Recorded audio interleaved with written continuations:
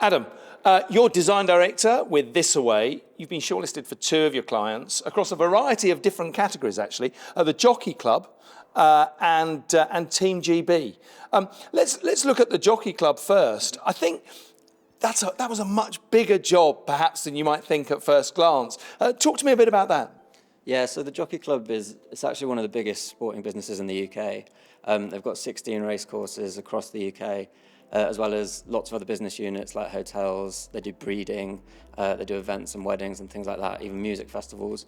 And the big challenge there was with all these sporadic units that they gathered over the years, they'd ended up with a brand that originally was very sort of piecemeal and lots of different brands coming together.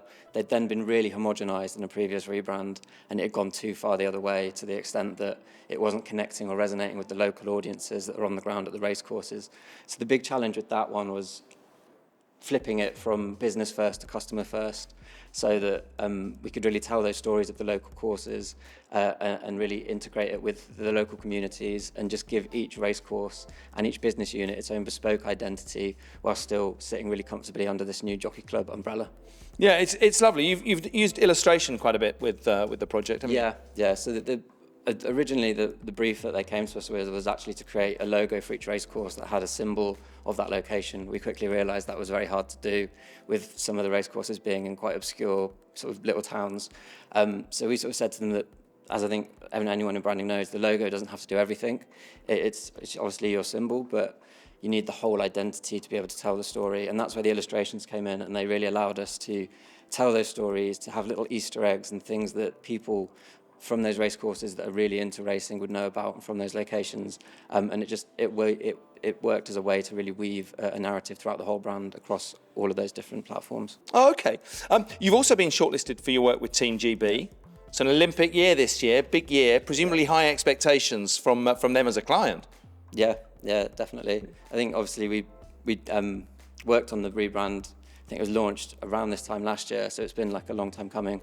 But it's been great to see how they've been running with it and bringing it to life as it's sort of amping up to the games.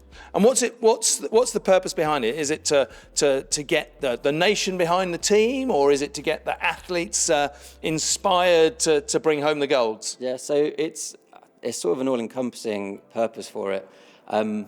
It's obviously the strategy that we've come up with it for is Everyday Extraordinary, which was a build on their previous strategy, which was Believe in Extraordinary.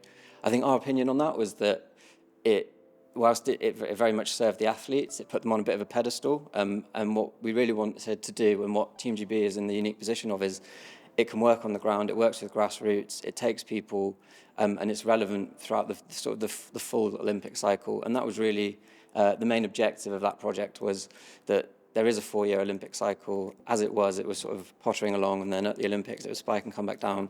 They wanted a brand that would be able to engage with people all through that cycle. So it needed to work on the more everyday level as you're building up the cycle, and then sort of crescendo into that extraordinary level as the games come around, as we are now. Fantastic. Well, both great clients to have on your roster, and great work. So good luck tonight. Yeah, thank you.